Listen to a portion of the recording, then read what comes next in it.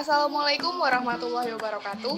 Perkenalkan, kami dari kelompok 6 ingin mempresentasikan hasil pekerjaan kami pada mata kuliah Hubungan Air, Tanah, dan Tanaman. Sebelumnya, izinkan kami untuk memperkenalkan anggota kelompok kami. Yang pertama, Amanda Faiza, NIM 073, Dewi Anggraini Sekar, NIM 078, Nindi Ikhwatun Salma, NIM 083, Jini Aulia, NIM 086, dan Fadila Arkana, NIM 103. Materi yang akan kita bahas adalah mengenai faktor yang mempengaruhi penyerapan air. Faktor yang mempengaruhi absorpsi air, yaitu 1. Faktor-faktor yang mempengaruhi gaya pendorong atau gradien dalam potensi air dari tanah ke akar dan melalui jaringan akar ke dalam xilem. Yang kedua, faktor-faktor yang mempengaruhi ketahanan terhadap pergerakan air di tanah dan melalui akar. Persamaan daya serap air yaitu potensial tanah dikurangi potensial tekanan dibagi dengan R akar atau potensial tekanan akar dikurangi xilem dari akar dibagi dengan R tanah. Faktor-faktor seperti tekstur tanah dan konduktivitas hidrolik mempengaruhi penyerapan air karena pengaruhnya terhadap tekanan, terhadap ketahanan, terhadap pergerakan air melalui tanah ke permukaan akar. Faktor-faktor seperti aerasi tanah, suhu, dan derajat suberisasi akar mempengaruhi penyerapan terutama dengan memodifikasi ketahanan pada akar. Gaya pendorongnya adalah perbedaan potensial air antara curah tanah dan permukaan akar, dan antara permukaan akar dan getah xilem. Efisiensi akar sebagai organ penyerap. Efektivitas akar dalam penyerapan air dan garam bergantung pada luas dan permeabilitasnya. Luas permukaan akar. Perbedaan kedalaman, penyebaran, jumlah percabangan, dan luas permukaan setiap spesies tanaman berbeda. Semakin besar volume tanah yang ditempati oleh sistem perakaran, semakin besar volume air yang tersedia untuk akar, dan semakin lama tanaman dapat bertahan hidup tanpa penambahan air tanah melalui hujan atau irigasi. Sebagai contoh, tanaman sorghum lebih tahan terhadap kekeringan karena memiliki akar halus 2 kali lebih banyak dari tanaman jagung. Tanaman sorghum memiliki perkembangan sistem akar yang lebih baik dibandingkan kacang atau kacang tanah. Tanaman sorghum memiliki tingkat turgor yang tinggi sehingga tahan terhadap kekeringan. Hal ini dikarenakan sorghum memiliki permukaan penyerapan yang lebih luas.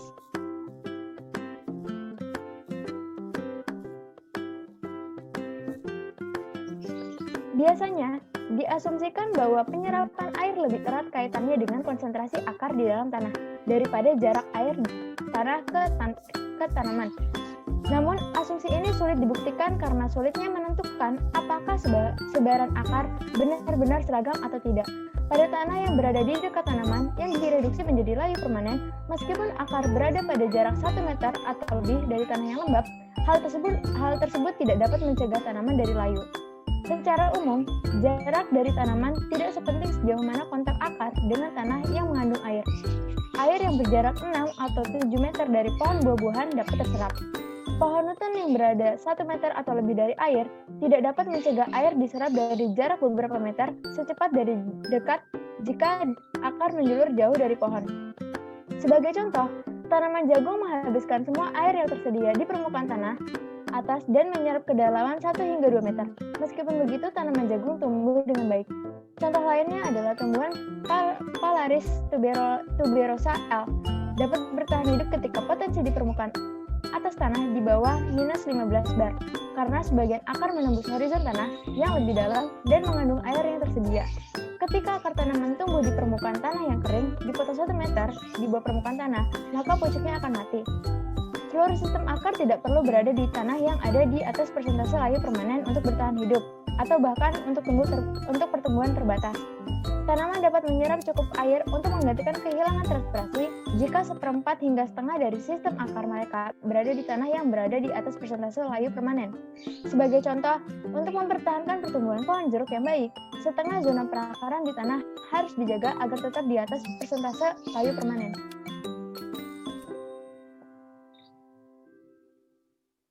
Pola penyerapan air dari tanah untuk tanaman semusim dan tanaman hutan berbeda. Tanaman tahunan cenderung menyerap kelembapan tanah di dekat pangkal tanaman kira-kira sampai ke persentase layu permanen. Dan volume tanah yang mengering membesar karena akar menjulur ke samping dan vertikal. Jika tidak ada air yang ditambahkan, penyerapan terjadi dari peningkatan kedalaman di bawah tanaman seiring berlangsungnya musim. Pada tanah yang tidak beririgasi, perluasan akar pada tanah yang sebelumnya tidak dihuni sangat penting untuk kelangsungan hidup karena membuat air tersedia. Pohon-pohon di tanah dekat kapasitas lapangan kemungkinan mengeluarkan air dari kedalaman 2 meter atau lebih. Namun, karena konsentrasi akar biasanya lebih tinggi di dekat batang dan di permukaan tanah, kadar air tanah di wilayah tersebut sering berkurang sebelum banyak yang terserap dari horizon tanah yang lebih dalam.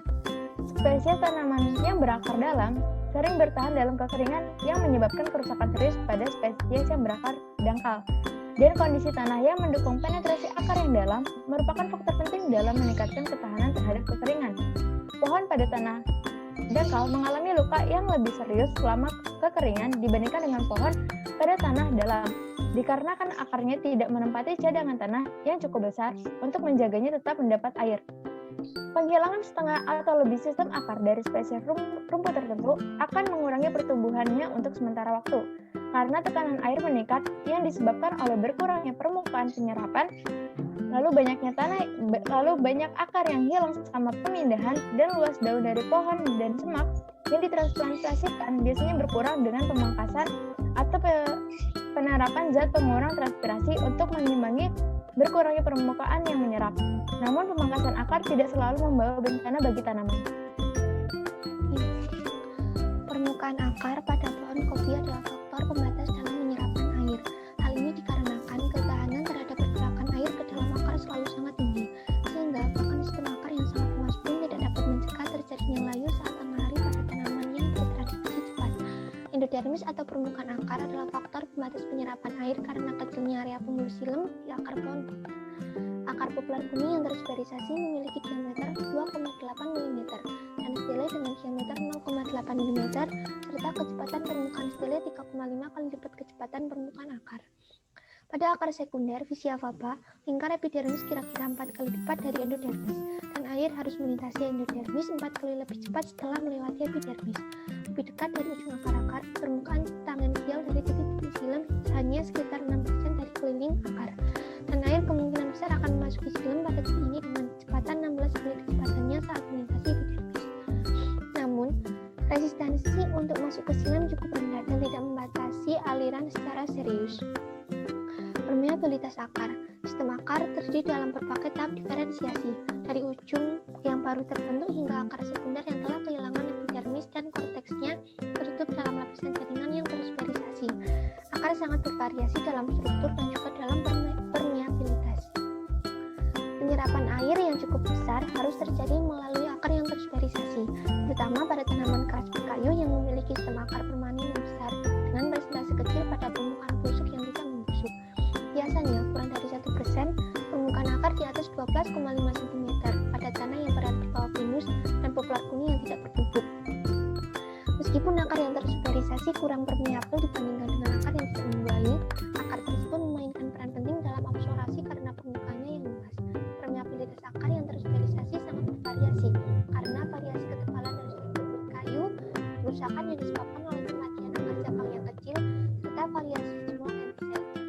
Laju aliran air dari akar popular kuning yang terspecialisasi berada di bawah tekanan 0,4 dan bervariasi dari 0 hingga 30.000 mm3 atau cm2 jam, sedangkan permeabilitas akar pinus lobuli bervariasi dari 6,6 mm3 atau cm2 jam untuk akar berdiameter 1,33 mm hingga 36,6 mm3 atau cm2 jam untuk akar berdiameter 3 mm dan 178 mm3 atau cm2 jam untuk akar yang tidak membelah. Ketika laju transpirasi meningkat, daerah di mana penyerapan air maksimum terjadi bergeser ke arah pangkal akar. Peningkatan tegangan di silem menyebabkan peningkatan permeabilitas daerah basal akar dan menyebabkan pergerakan air melalui pori-pori yang semakin kecil, kemudian bergerak melalui semua pori yang memungkinkan.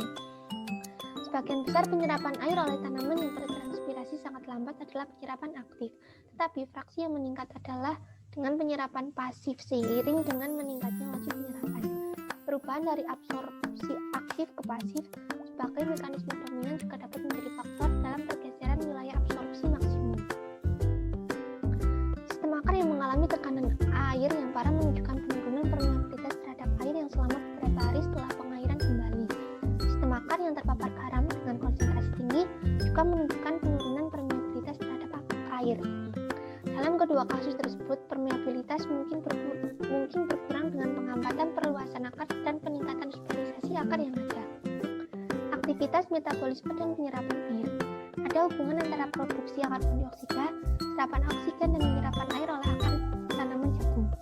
Tapi menurut Wilson dan Kramer 1929, tidak ada korelasi antara respirasi dan penyerapan air oleh akar tanaman tomat, sehingga disimpulkan data Henderson tidak menunjukkan korelasi. Wangeneck 1930 juga tidak menemukan hubungan langsung antara respirasi akar dan penyerapan air. Percobaan oleh Scott dan kawan-kawan 1938 menunjukkan tidak ada korelasi antara laju respirasi dan laju eksudat dari tunggul tanaman yang terlepas, menunjukkan bahwa penyerapan aktif tidak berkorelasi langsung dengan respirasi. Tampak jelas bahwa penyerapan air secara pasif oleh akar tanaman yang bertranspirasi cepat tidak secara langsung bergantung pada pengeluaran energi yang dilepaskan oleh respirasi. Begitu pula absorpsi aktif oleh tanaman dengan transpirasi sangat lambat. Namun absorpsi aktif bergantung pada akumulasi garam di silam akar yang bergantung pada pengeluaran energi respirasi. Penurunan absorpsi aktif tampaknya disebabkan oleh peningkatan resistensi terhadap pergerakan air ke akar. Absorpsi aktif dikurangi dengan penurunan akumulasi garam di silam seperti bilut dengan peningkatan ketahanan akar. Kelebihan karbon dioksida di lingkungan juga secara drastis mengurangi penyerapan air secara pasif, terutama karena meningkatkan ketahanan terhadap aliran air ke akar. Perbedaan protoplasma. Protoplasma akar beberapa spesies tampaknya jauh lebih toleran terhadap kekurangan aerasi daripada spesies lain. Akar fibrous dan bergelogam dapat tumbuh di tanah yang jenuh permanen, tetapi akar dogwood, yellow poplar, dan banyak spesies lainnya mati karena banjir dalam waktu yang relatif singkat. Perbedaan pengaruh suhu rendah pada penyerapan air melalui akar dari berbagai spesies, bahwa suhu rendah memengaruhi protoplasma akar kapas dan semangka lebih daripada akar kolat. Weaver 1964 melaporkan bahwa sistem akar kacang yang ditanam pada suhu 17 derajat Celcius menunjukkan serapan air yang lebih besar pada suhu rendah daripada yang tumbuh pada suhu 24 derajat Celcius. Dan peningkatan kemampuan untuk menyerap air pada suhu rendah ini muncul dalam waktu sekitar 36 jam setelah pemindahan sistem akar dari 24 ke 17 derajat Celcius. Hal ini menunjukkan bahwa perubahan kompensasi terjadi pada protoplasma akar yang diinginkan perlahan yang mencegah penurunan permeabilitas yang parah yang diamati pada akar yang diinginkan dengan cepat. Selanjutnya ada ketersediaan air tanah. Defisit air disebabkan oleh berkurangnya potensi air tanah. Ketersediaan air tanah terutama bergantung pada potensinya dan pada konduktivitas hidrolik di dalam tanah. Jumlah air yang tersedia sangat bervariasi di tanah yang berbeda. Tanaman yang tumbuh di tanah yang memiliki kapasitas penyimpanan rendah seperti pasir halus, oakley, atau lempung tanah liat aiken akan menghabiskan air yang tersedia dan menderita kekeringan lebih cepat daripada tanaman yang tumbuh di tanah dengan kapasitas penyimpanan tinggi seperti lempung Catherine dan lempung Worcester. Kadar air melebihi kapasitas lapangannya. Udara jauh dari ruang pori yang tersisa dan aerasi dapat menjadi faktor pembatas kadar air jauh di bawah kapasitas lapang. Air mulai ditahan oleh gaya matriks yang potensinya menurun dengan cepat dan menjadi semakin sedikit tersedia untuk tanaman. Beberapa jenis tanaman yang bertranspirasi lambat dapat menyerap air pada potensi yang jauh lebih rendah daripada min 15 bar yang biasanya ditetapkan sebagai persentase layu permanen. Kesulitan dari studi menafsirkan tentang efek air tanah pada pertumbuhan dan hasil tanaman yang menunjukkan bahwa tekanan air mempengaruhi proses tanaman secara berbeda. Proses fisiologis yang mengontrol pertumbuhan tanaman dikendalikan secara langsung oleh tekanan air tanaman dan hanya secara tidak langsung oleh tekanan air dan tanah di atmosfer. Tanaman di tanah yang lembab dapat mengalami tekanan tinggi untuk sementara waktu selama periode transpirasi cepat, dan tanaman di tanah yang relatif kering dapat terkena tekanan air yang relatif rendah dalam kondisi atmosfer di mana tingkat transpirasi rendah. Selanjutnya ada gradien potensi air dari tanah sampai akar. Penyerapan pasif oleh tanaman yang dilakukan transpirasi aktif disebabkan oleh penurunan potensi air yang dikembangkan pada permukaan penguapan pucuk dan ditransmisikan melalui kolom air yang dikembangkan pada permukaan tanah. Besarnya penurunan potensi air bervariasi dari 1 hingga 2 bar ketika transpirasi dapat diabaikan, sehingga mungkin 15 atau 20 bar pada siang hari pada hari-hari yang cerah, atau bahkan 50 hingga 100 batang pada tanaman xerophytic yang mengalami defisit air yang parah. Pengukuran potensi air telah dilakukan oleh Slavikova yang melaporkan bahwa potensi air pada akar tanaman dalam akar lembab biasanya meningkat secara signifikan dari pangkal menuju puncak. Namun kemiringannya dibalik pada akar di layar yang melekat pada tanaman dengan sisa akarnya di tanah lembab, menunjukkan bahwa air translokasi dari akar di tanah lembab ke akar tanaman yang sama di tanah yang kering. Potensi air tanah dipengaruhi oleh gaya gravitasi, hidrostatik, dan permukaan oleh adanya zat berlarut. Faktor-faktor tersebut ditunjukkan dengan persamaan berikut. Potensial tanah sama dengan potensial metrik ditambah potensial tekanan ditambah potensial zat larut dan ditambah potensial komponen gravitasi. Pada tanah pertanian, konsentrasi zat terlarut biasanya cukup rendah sehingga merupakan komponen minor dari total potensi air tanah yang dikendalikan oleh potensial metrik. Potensial air pada antarmuka akar tanah diasumsikan sebagai karakteristik utama tanah yang mengendalikan ketersediaan air untuk pertumbuhan tanaman. Lalu ada konduktivitas hidrolik tanah. Tanah yang berbeda menunjukkan konduktivitas hidrolik yang berbeda. Karena itu, potensial air tanah curah yang sama sering dikaitkan dengan perbedaan kecepatan aliran air akar. Sebagai contoh, Peter mencoba untuk memisahkan pengaruh potensi air dari kadar air dengan menyiapkan campuran pasir dan lempung-lempung berlumpur dengan proporsi yang berbeda-beda, mengandung jumlah air yang sangat berbeda pada potensi yang sama.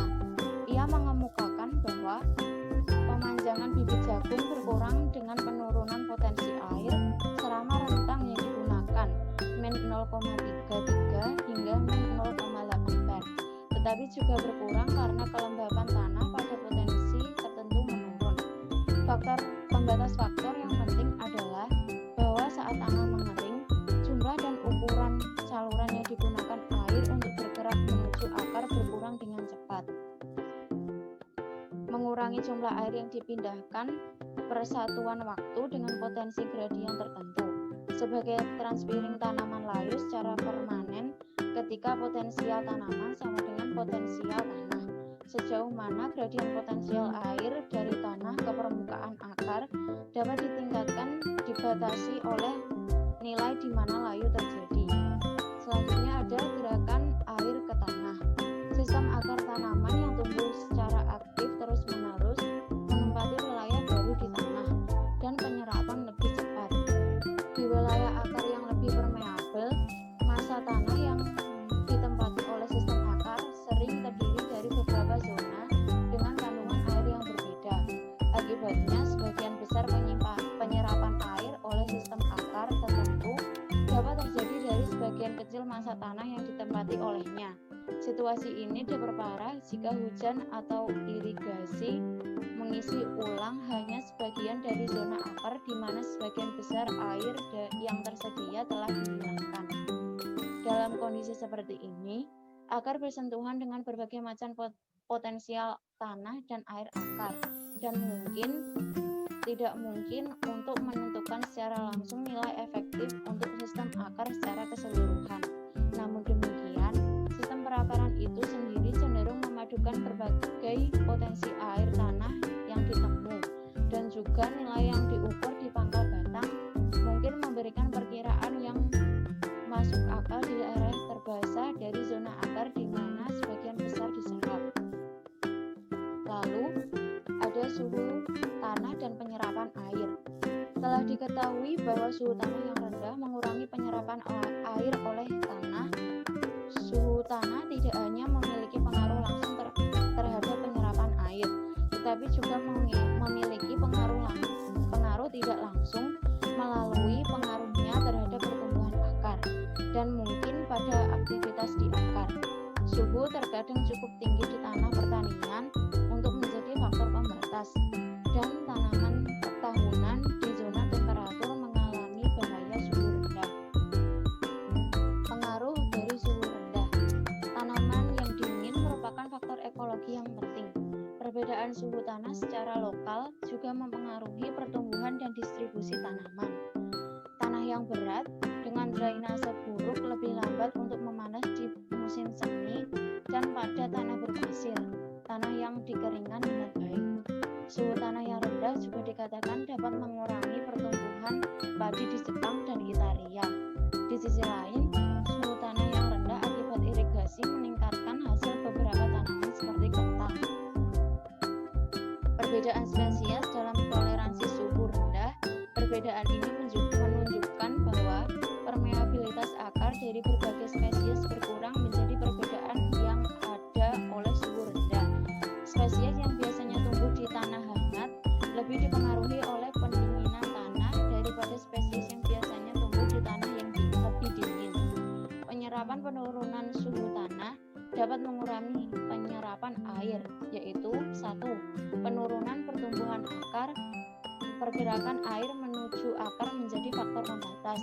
Yang kedua, peningkatan viskositas air. Yang ketiga, meningkatnya ketahanan terhadap pergerakan air ke dalam akar yang disebabkan oleh penurunan permeabilitas membran sel dan peningkatan viskositas. Yang keempat adalah penurunan aktivitas metabolisme sel akar.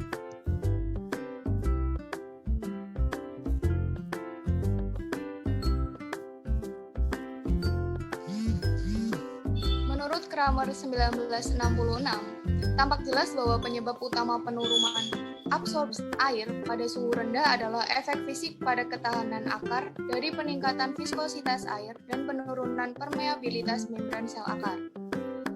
Faktor lain seperti penurunan ekstensi akar, konduktivitas hidrolik, dan metabolisme akar adalah hal yang penting di urutan kedua. Menurut Bialogowski 1936, menemukan bahwa suhu akar di atas 30 derajat Celcius dapat mengurangi penyerapan air. Namun pada bagian akar yang terkena sinar matahari penuh, biasanya mengalami suhu yang cukup tinggi untuk mengganggu penyerapan air. Pengaruh temperatur tinggi. Sedikit data yang tersedia mengenai penyerapan air pada suhu tinggi. Bialogowski 1936 menemukan bahwa suhu akar di atas 30 derajat Celcius mengurangi penyerapan air oleh lemon, dan Haas tahun 1936 melaporkan kondisi serupa terjadi pada lemon, jeruk Bali, dan jeruk Valencia. Namun, hanya akar yang ada di permukaan tanah, di bangku rumah kaca, dan di wadah yang terkena sinar matahari penuh biasanya mengalami suhu yang cukup tinggi untuk mengganggu penyerapan air.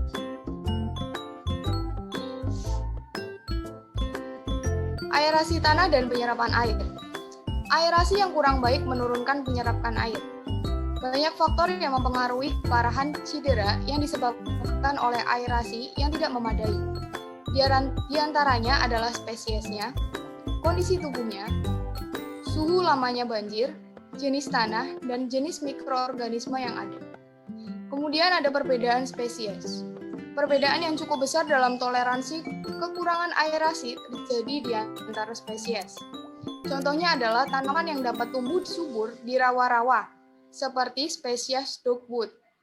Namun, beberapa spesies pinus terluka parah atau mati karena banjir dalam waktu yang relatif singkat. Contoh lainnya adalah padi. Padi tumbuh subur di tanah yang basah. Tetapi jika tanah tempat penanaman tembakau dibanjiri lebih dari 1 atau 2 hari, maka akan rusak secara permanen.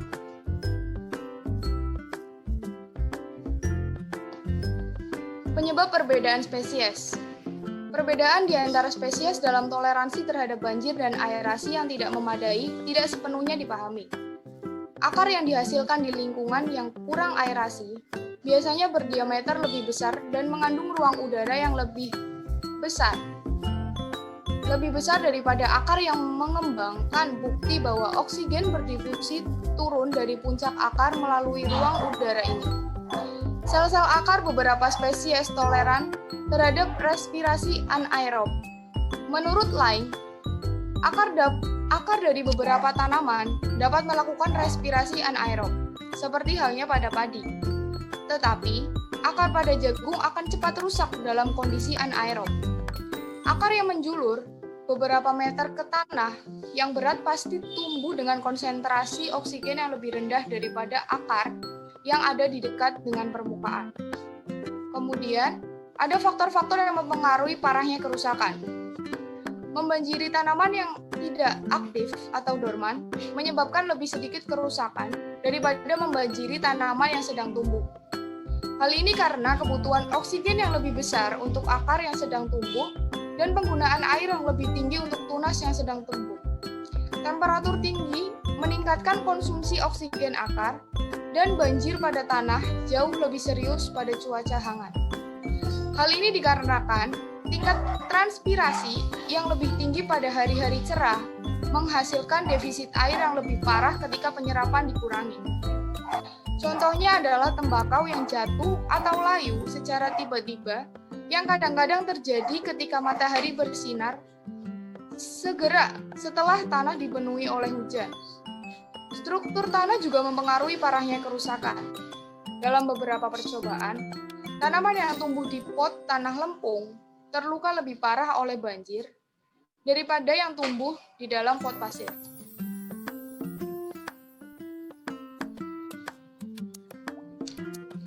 Penyebab cedera banjir.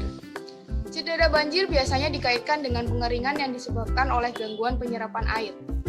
Akibatnya, peningkatan resistensi akar dan cedera pada akar. Jika tanah tergenang air atau udara digantikan oleh karbon dioksida atau nitrogen ketika kondisinya mendukung untuk transpirasi, dan tanaman biasanya bisa layu. Contohnya adalah daun dari beberapa spesies berkayu mengalami perubahan warna yang khas. Kekurangan oksigen atau kelebihan karbon dioksida secara umum akan mengurangi permeabilitas akar ke air. Karbon dioksida mengurangi permeabilitas akar ke air, biasanya lebih cepat daripada kekurangan oksigen.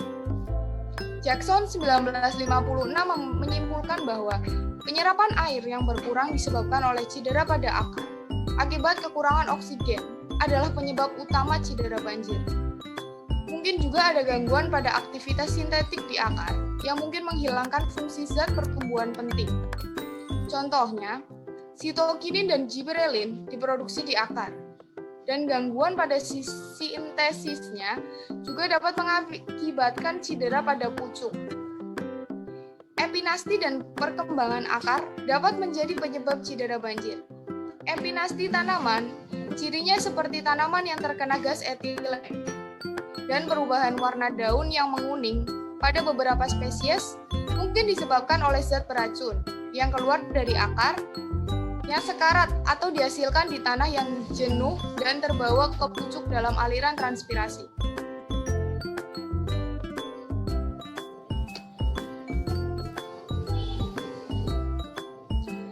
Umumnya, efek pertama dari penggenangan atau aerasi yang tidak memadai adalah penurunan permeabilitas jaringan akar terhadap air.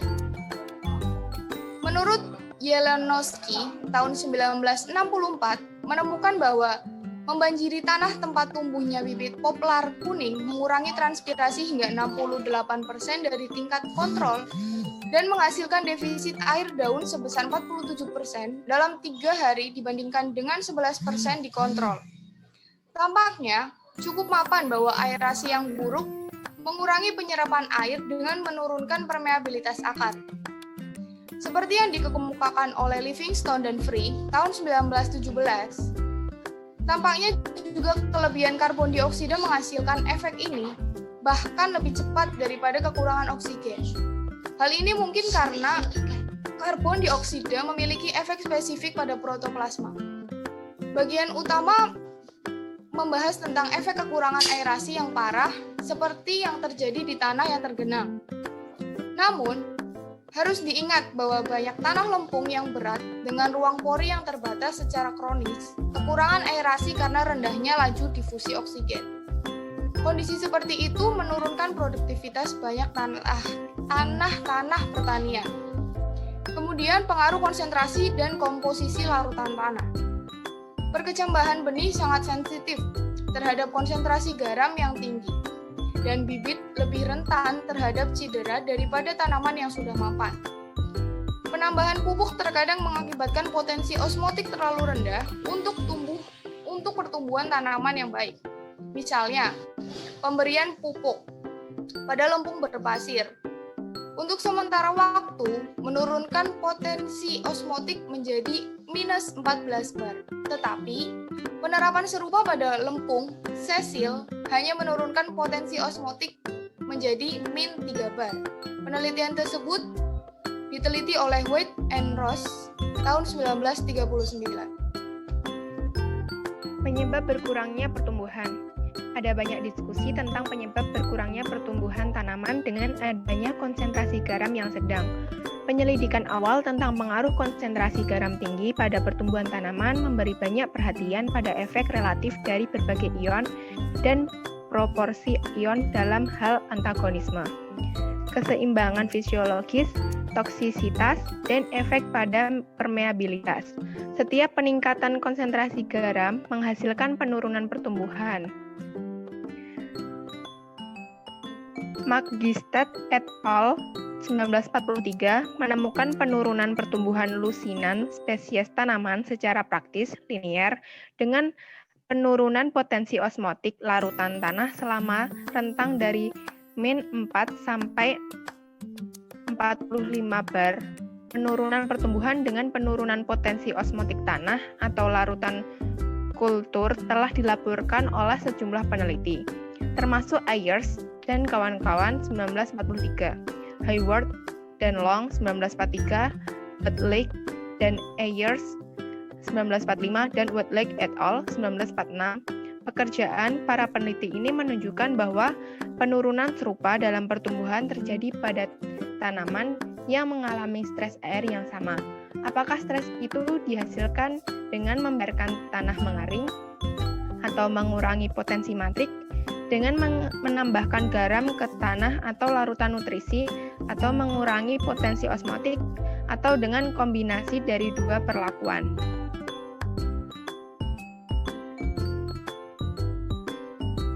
Selanjutnya, penyerapan air berkurang. Penurunan pertumbuhan yang diamati dengan peningkatan kandungan garam dari substrat biasanya dikaitkan dengan penurunan penyerapan air yang disebabkan oleh efek osmotik dari potensi air yang berkurang di lingkungan akar. Jika potensi air berkurang di dalam tanah atau larutan tempat tanaman tumbuh, beda potensial yang merupakan pendorong penyerapan diasumsikan berkurang, sehingga penyerapan air berkurang. Penjelasan ini mengasumsikan bahwa akar berperilaku sebagai osmometer sempurna, tetapi telah terbukti terlalu menyederhanakan situasi sebenarnya. Ketika tanaman dipindahkan dari larutan encer ke pekat, mereka biasanya layu pada awalnya, tetapi kemudian pulih setelah waktu yang singkat karena mereka menyerap garam, yang menyebabkan penurunan potensi osmotik jaringan tanaman. Selama periode waktu yang lebih lama, perpanjangan akar berkurang dan suberasi meningkat, menghasilkan sistem akar yang lebih kecil dengan ketahanan yang lebih tinggi terhadap pergerakan air daripada yang ditemukan di akar atau direduksi dalam larutan encer.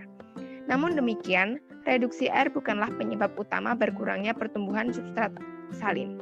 Tanaman yang ditanam di substrat seperti itu seringkali lebih segar daripada kontrol.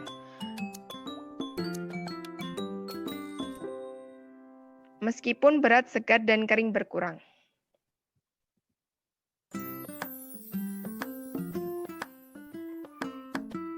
Efek konsentrasi garam internal. Ternyata terjadi penurunan dalam pertumbuhan tanaman yang disebabkan oleh substrat garam lebih erat kaitannya dengan penyerapan garam dalam jumlah yang tidak normal daripada dengan berkurangnya penyerapan air. Konsentrasi garam yang tinggi mengurangi potensi osmotik getah sel dan potensi air sel dijaga tetap rendah, karena itu dapat meningkatkan tidak lebih tinggi dari potensi osmotik media akar. Kemungkinan timbul efek osmotik yang mengakibatkan penurunan hidrasi protein termasuk enzim. Dan dengan demikian menghasilkan perubahan dalam laju proses metabolisme. Efek kandungan garam tinggi pada proses metabolisme tidak dipahami dengan baik, tetapi Kessler et al. 1964 melaporkan penekanan RNA, akumulasi DNA.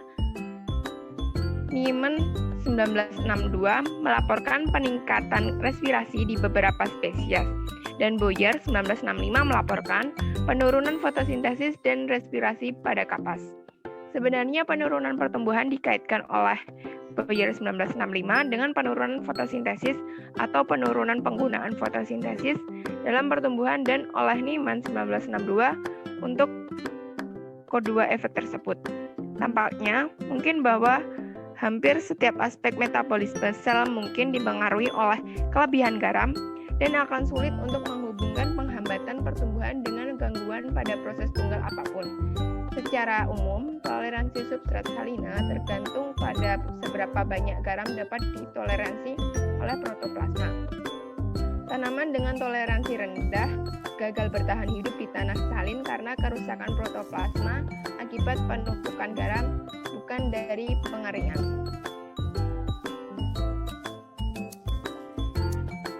Efek ion spesifik. Pembahasan sejauh ini telah menekankan efek osmotik dan umum dari konsentrasi garam tinggi. Namun ada juga efek spesifik dari ion yang perlu diperhitungkan. Misalnya, pertumbuhan beberapa spesies lebih banyak direduksi oleh sulfat daripada oleh klorida. Dan diyakini oleh banyak petani bahwa klorida meningkatkan kesegaran dan sulfat menurunkannya. Akibatnya, mereka lebih menyukai potasium klorida atau tanaman daun sukulen seperti selada atau kubis dan kalium sulfat untuk buah tomat yang lebih keras. Pandangan ini didukung oleh Van H. 1939 yang mengaitkan sukulens Halopsis dengan kelebihan klorida. Boyer 1954 juga melaporkan bahwa klorida meningkatkan sukulens daun. Dikatakan bahwa tanaman yang terkena semprotan garam dari laut lebih segar daripada tanaman dari spesies yang sama yang tidak terkena semprotan garam. Penentuan konsentrasi garam dalam tanah. Karena konsentrasi garam total dan potensi osmotik biasanya lebih penting untuk pertumbuhan tanaman daripada jenis ion yang ada, status garam tanah dapat dievaluasi dari pengukuran konsentrasi garam total dari larutan tanah. Konduktivitas listrik larutan tanah berkorelasi baik dengan potensi osmotik dan lebih mudah diukur daripada potensi osmotik. Pengukuran dapat dilakukan pada sampel tanah, jenuh, atau pada ekstrak dibuat dengan menambahkan 1 volume atau 5 volume air per volume tanah, atau 1:1 atau 1:5 ekstrak, menyaring air. Kemudian mengukur konduktivitas dalam sel. Konduktivitas standar. Sebuah sel khusus diperlukan untuk pengukuran konduktivitas tanah jenuh.